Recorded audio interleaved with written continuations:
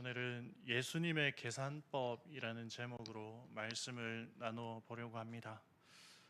이 오병이어의 사건의 말씀을 모르시는 분은 없을 거라 판단이 됩니다. 너무 많이 잘 알고 계시죠? 오늘 설교가 어떨 거라 예상도 되십니까? 네, 예상되면 그만하려고. 네. 오늘 본문의 말씀을 보면 이 사복음서에서 다 등장하고 있는 사건입니다. 간략하게 이야기하면 예수님을 따르는 큰 무리들이 있었고 이제 때가 되어서 먹을 것을 주려고 예수님께서 제자 빌립에게 이제 떡을 사서 주겠느냐 이렇게 했을 때 빌립은 어떠한 해결 방안을 찾지 못했습니다. 그래서 한 200데나리온 이들에게 얼마씩 받는다 해도 200데나리온이 부족하다라는 이야기를 하게 됩니다. 그러자 그때 이제 안드레가 한 아이의 도시락을 가지고 와서 보리떡 5개와 물고기 2마리를 가지고 예수님께 갖다 드렸고, 예수님은 축사하시고 5,000명이 넘는 사람들에게 배불리 먹이시고 12광주리가 남았다라는 것이 이 말씀의 간략한 요약입니다. 사람들이 세상을 살아가다 보면 참 많은 계산을 하게 됩니다. 숫자적인 계산도 하게 되고, 또 인간관계에서 이 사람이 나에게 이익이 되느냐 아니면 손해가 되느냐라는 것을 계산하고 사람을 가려가고 또 그렇게 인간관계를 정리하기도 합니다. 우리 가정에서는 한 달에 생활비가 얼마고 수입이 얼마고 지출이 얼마고 이런 계산들을 하죠. 그리고 전기세나 수도세가 많이 나오면 다음 달에는 좀 적게 나오게 하려고 또 애를 쓰기도 합니다. 이런 한 달을 살아내기가 참 어렵고 복잡하기도 하죠. 이런 계산들이 우리의 삶 속에 아주 밀접하게 놓여져 있는 것 같습니다. 삶 속에서 많이 이루어지는 계산들이라고 할 수 있죠. 오늘 본문 말씀을 보면 예수님께서 하신 말씀에 계산을 하고 있는 빌립의 모습을 보게 됩니다. 그리고 그 모든 것들을 초월하신 예수님의 계산을 우리는 또 보게 됩니다.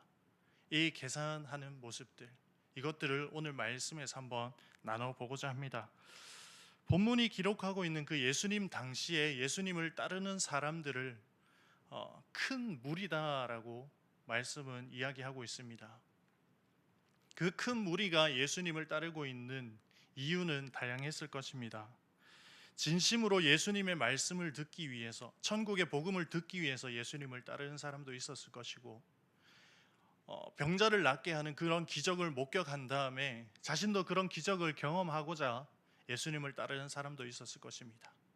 그리고 이것도 저것도 모르고 군중 심리로 여러 사람들이 따라가니까 저게 뭐지? 라는 마음으로 따르는 사람들도 있었을 것입니다. 그런데 본문의 2절 말씀을 보면 그들이 따르는 이유에 대해서 이야기하고 있는데, 병자들에게 행하시는 표적을 그들이 보았다라고 이야기합니다. 자신들도 그 놀라운 기적들을 직접 경험하기 위함이었습니다. 그리고 크고 작은 질병들, 자신의 육신의 연약함들을 이제 고침받고자 예수님을 따랐던 것입니다. 그래서 지금까지 자신을 짓누르고 있었던, 그리고 자신을 올가매고 있었던 그런 질병들을 치유받고 이제 자유함을 누리고자 했던 것일 수 있습니다. 지금 이 시대에도 예수님을 따르는 사람들이 있습니다. 바로 우리입니다. 예수님을 믿는다고 고백하고 교회에 모여서 함께 예배하고 또 우리의 입을 통해서 예수님을 전하는 것, 그것이 예수님을 따르는 자들의 모습이라 할 수 있습니다. 그런데 예수님을 따르는 자들의 그 목적은 다 똑같지는 않을 것입니다. 성경 말씀에 보면 알곡과 가라지가 있다라고 이야기합니다. 교회 안에도 분명히 알곡과 가라지는 있습니다. 그리고 예수님을 가장 밀접하게 따랐던 제자들 가운데에서도 알곡과 가라지는 있었습니다. 예수님을 믿음으로 구원에 이르는 그 소망을 가지고 진심으로 예수님을 따르는 사람도 있고, 이 기독교 신앙이라는 것을 하나의 수단으로 나의 성공이나 자신의 욕구의 만족을 위해서 아니면 내가 어떤 단계에 올라가기 위한 수단으로 예수님을 따르는 그런 사람도 있습니다. 다양한 이유로 다양한 사람들이 모여 있습니다. 본문에서 예수님을 따르는 사람들 중에서도 예수님께서 행하시는 그 기적, 병자를 치유하는 그런 것만을 바라보고 따르는 사람들이 다는 아니었을 것입니다. 그런데 그 모임 가운데, 그 큰 무리 가운데 한 가지의 문제가 발생하게 됩니다. 먹을 것이었습니다. 예수님께서 빌립에게 어디서 떡을 사서 이 사람들을 먹이겠느냐라는 질문을 하십니다. 그 질문의 목적은 빌립을 시험하고자 하셨다라고 성경 말씀에서 명확하게 이야기하고 있습니다. 분명 빌립에게는 아주 난처한 상황이었을 것입니다. 그 12명 중에 왜 하필 나일까? 이런 생각도 할 수 있을 것입니다. 아무리 생각을 하고 계산을 해도 빌립에게 답은 떠오르지 않았습니다. 각 사람들에게 조금씩 받는다 할지라도 200데나리온이 부족하다라는 이런 말만 했던 것입니다. 빌립에게는 스스로 이 문제를 해결할 수 있는 어떤 방도가 없었습니다. 어떤 측정 값을 내놓는 정도, 그 정도가 빌립이 할 수 있는 것이었습니다. 빌립이 할 수 있는 것이라고는 숫자를 가지고 계산하는 것이 전부입니다. 사람이 몇 명이고 그들에게 제공할 수 있는 것을 값으로 측정해서 계산해서 내놓는 것, 그것을 산출했을 때 200데나리온이 부족하다라는 그런 결과를 내놓는 것이 전부였습니다. 아무리 계산하고 또 계산해봐도 그 숫자 안에서 예수님께서 원하시는 정답을 내놓을 수는 없었습니다. 그 숫자의 안에서, 숫자를 통해서 예수님의 그 시험을 통과할 수 있는 방법은 없었다라는 것이죠. 그렇게 정확한 숫자를 따져서 딱 맞는 결과를 내놓은 것, 그것이 바로 세상의 계산 방식입니다. 그래서 이런저런 여러 가지 셈법들을 가지고 와서 원하는 값을 만들어냅니다. 나에게 오는 손해를 최소화하고 내가 취할 이익을 최대화하면서 자신의 만족을 누리려고 하는 것이 바로 세상입니다. 그런데 우리는 지금 우리의 삶을 살아가면서 그런 세상의 모습들이 우리 가운데 있지 않은지 한번 보아야 할 것입니다. 우리가 살아가면서 자꾸만 숫자에 매여서 그 숫자로 계산을 하면서 빌립과 같은 모습을 우리가 보이고 있지는 않을까요? 우리에게도 빌립과 같은 난처한 상황이 도래할 수 있습니다. 도저히 내 능력으로, 내 힘으로 감당할 수 없을 것 같은 그런 일을 마주할 때가 있을 것입니다. 그것이 금전적인 문제일 수도 있고, 그것이 육체의 문제일 수도 있고, 그것이 삶의 문제일 수도 있고, 가정의 문제일 수도 있습니다. 그 문제 앞에서 자꾸만 내 계산으로만 그 문제를 이겨내려고 발버둥치고 있지는 않을까요? 바로 앞에 예수님이 있지만 예수님을 바라보지 못한 그런 빌립의 모습일 것입니다. 예수님은 빌립이 예수님을 바라보기 원하셨을 것입니다. 200데나리온이 부족하다라는 그런 결과를 내놓기 전에 예수님께 맡기고, 예수님 부탁드립니다. 가나의 혼인잔치에서 물을 포도주로 만드셨던 것처럼 지금 이곳에 역사하셔서 이들을 먹여주시옵소서, 이런 고백을 원하셨던 게 아닐까 생각해 봅니다. 하지만 우리는 늘 빌립과 같은 관점으로 지금을 살아가고 있습니다. 예수님은 지금도 여전히 그런 고백을 듣기 원하십니다. 바로 우리 앞에 서 계시는 예수님을 바라보지 못하고 우리는 계속 고개를 숙이고 숫자를 가지고 계산하고만 있지는 않을까요? 그런 모습을 예수님은 안타까워하십니다. 고개를 들어서 나를 봐라. 내가 여기 있잖아. 내가 할 수 있는데 어디를 보고 있니? 이렇게 예수님은 말하고 계시지 않을까요? 우리의 고개를 들고 우리의 눈을 열어 앞을 보면 예수님이 서 계십니다. 우리가 고개를 들고 앞을 향하면 예수님을 볼 수 있습니다. 자꾸만 내가 어떻게 하려고 하는 것이 아니라 내 머릿속으로, 내 숫자로 어떻게 이겨내려고 하는 것이 아니라 고개를 들어서 예수님을 바라보시기 바랍니다. 그때 안드레가 한 아이의 도시락을 가지고 옵니다. 안드레 역시도 보리떡 5개와 이 물고기 2마리가 이 많은 사람들에게 얼마나 되겠습니까? 라고 이야기를 하고 있습니다. 이건 역시도 사람의 계산으로 산출된 방식일 것입니다. 이것으로는 이 많은 사람들을 절대 만족시킬 수 없습니다 라는 말이죠. 안드레의 마음에는 의심이 있었습니다. 온전한 신뢰를 가지지 못하였습니다. 예수님께 맡겨드린다 할지라도 의심하게 되면 그 의심으로 인하여서 하나님 나라를 경험하지 못하게 될 것입니다. 의심한다라는 것은 사람의 계산법이며 세상의 계산법을 취하는 것입니다. 오늘 본문 말씀에 바로 이어서 나오는 것이 바로 바다 위를 걸어오시는 예수님의 말씀을 기록하고 있습니다. 이 말씀을 마태복음에서 보면 제자들은 바다 위를 걸어오시는 예수님을 보고 유령이라고 이야기합니다. 예수님은 제자들을 안심시키시고 그 모습을 본 베드로는 진짜 예수님이면 나를 물 위로 걸어오게 하소서라고 요청을 합니다. 예수님은 오라라고 말씀하셨습니다. 예수님의 말씀에 따라 베드로는 물 위를 걸어갔습니다. 요즘 시대를 보면 물 위를 걸어가는 방법에 대해서 참 많은 계산들을 하고 많은 이렇게 정보들을 내놓습니다. 그 중에 가장 간단한 게 물 위에 오른발을 내딛습니다. 오른발이 빠지기 전에 왼발을 내딛습니다. 그리고 그 왼발이 빠지기 전에 다시 오른발을 내딛습니다. 그러면 물에 빠지지 않고 걸어갈 수 있습니다. 그런데 이 속도가 시속 112km 정도 돼야 된답니다. 이게 실감이 잘 안 나시죠? 100m 세계 신기록을 가지고 있는 사람보다 3배는 더 빨리 뛰어야 그 속도를 낼 수 있다고 합니다. 그런데 베드로는 예수님의 그 한마디에 물 위를 걸어갔습니다. 사람의 계산이 아닌 예수님의 계산법으로 베드로는 물 위를 걸어갔던 것입니다. 그런데 높이 일렁이는 파도를 보는 순간 베드로의 머리에는 사람의 계산이 들어오게 되었습니다. 바다에 빠지게 된 것입니다.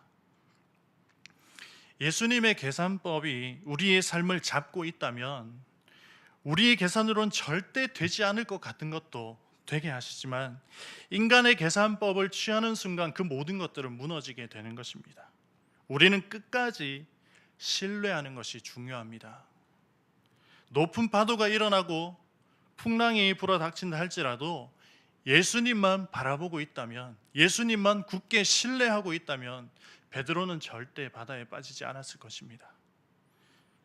오늘 본문의 안드레의 발언 역시도 그 파도를 바라보고 있는 베드로와 같은 모습입니다.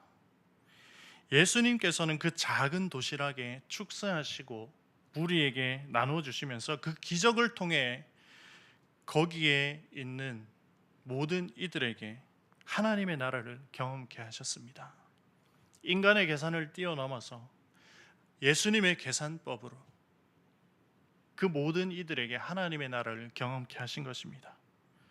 그들의 모였던 목적이 무엇인지, 어떤 의도로 모였는지, 왜 예수님을 따랐는지는 알 수 없지만 예수님의 계산법을 통하여서 그곳에 함께하는 모든 이들은 하나님의 나라를 경험하였던 것입니다. 풍성하고 부족함이 없는 그 은혜의 하나님의 나라를 그들은 경험하였습니다. 예수님은 숫자에 매여 계시는 분이 아닙니다. 인간의 계산과 인간의 이성과 그 판단 속에 계시는 분이 아닙니다. 그 모든 것들을 초월하여서 우리에게 은혜를 베푸시는 분이 바로 예수님입니다. 그 사실을 우리는 항상 기억하며 살아가야 합니다. 우리가 기도하면서도 이것은 불가능할 것 같은데, 이것은 힘들 것 같은데 라는 이런 마음이 자꾸만 생긴다면 예수님을 자꾸 내 계산법 안으로 밀어넣는 것과 같은 것입니다. 보리떡 5개와 물고기 2마리를 놓고 200데나리온이 부족하다라고 말했던 빌립과 같은 그런 모습일 수 있습니다. 예수님을 우리 계산 안으로 자꾸 밀어 넣으면 커지는 것이 의심입니다. 예수님의 일하심에 걸림돌을 하나씩 놓는 것과 같습니다. 인간의 숫자를 내려놓아야 하나님의 나라를 경험할 수 있게 됩니다. 예수님의 관점에서 필요한 것은 숫자가 아니었습니다. 몇 명이 있고 또 얼마가 필요한지 셈하는 그런 모습이 아니었습니다.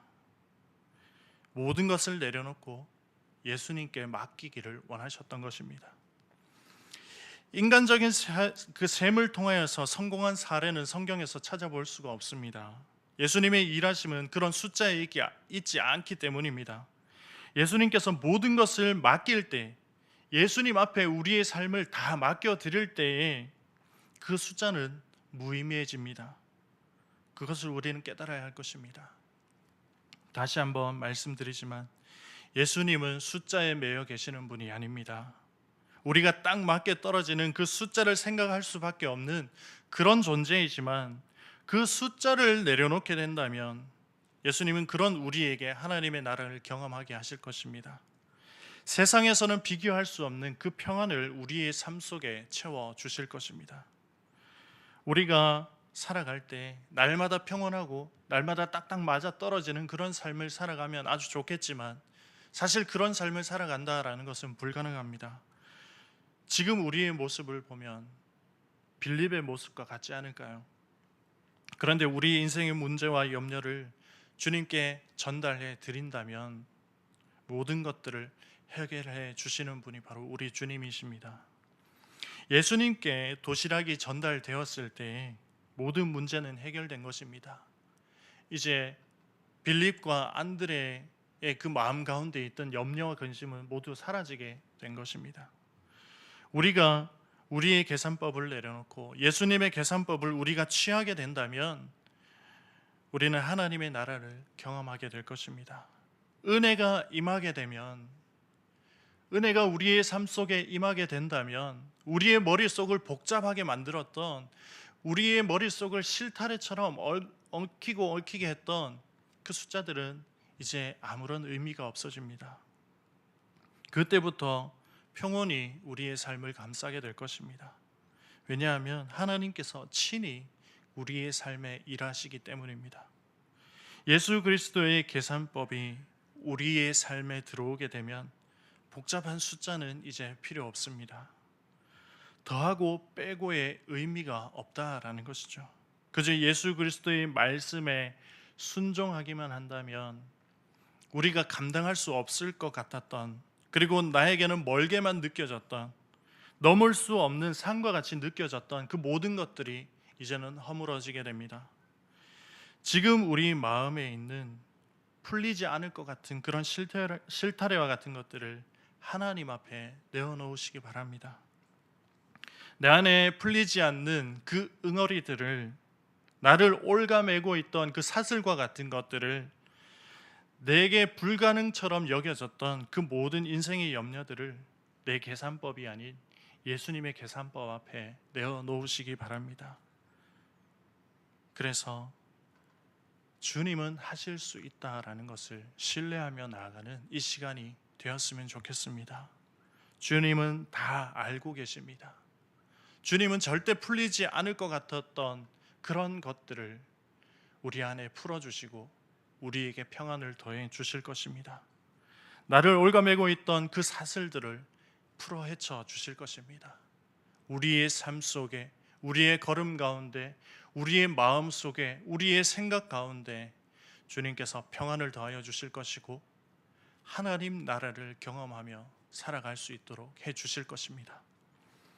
우리가 지금 이 기도의 시간에 사람의 숫자를 내려놓고 예수님의 그 계산법을 취하여서 평온을 누리는 저와 여러분의 삶이 되기를 축복합니다.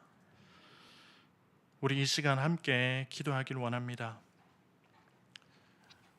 내가 하기보다는, 나의 능력으로 내가 감당하기보다는 주님께 맡겨드리고 주님께서 함께 하시고 주님께서 이끌어 주실 것을 기대하며 나아가는 이 시간이 되었으면 좋겠습니다.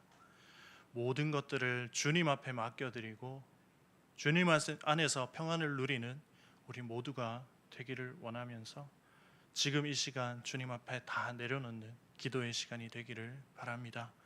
우리 정해진 시간까지 함께 기도하시고 축도로 마치도록 하겠습니다. 기도하시겠습니다.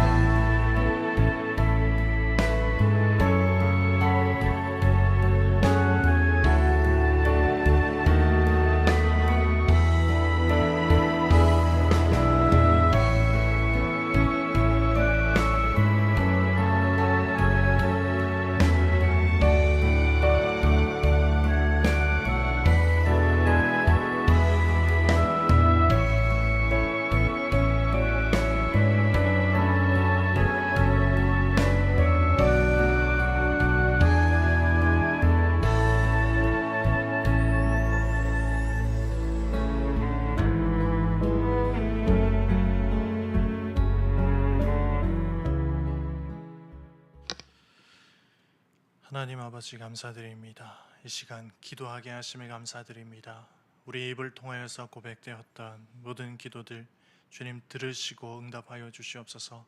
하나님의 뜻을 이루어가며 하나님의 나라를 온전히 이루어가는 우리 모두가 될 수 있도록 인도하여 주시옵소서. 이제는 우리 구주 예수 그리스도의 은혜와 하나님 아버지의 사랑하심과 성령님의 교통하심이 나의 힘과 나의 능을 내려놓고 오직 예수님의 계산법을 취하여 주님 앞에 맡겨드리며 주님의 능력으로 살아가기를 다짐하는 주왕의 모든 가족들 가운데 이제로부터 영원토록 함께 있을지어다. 아멘.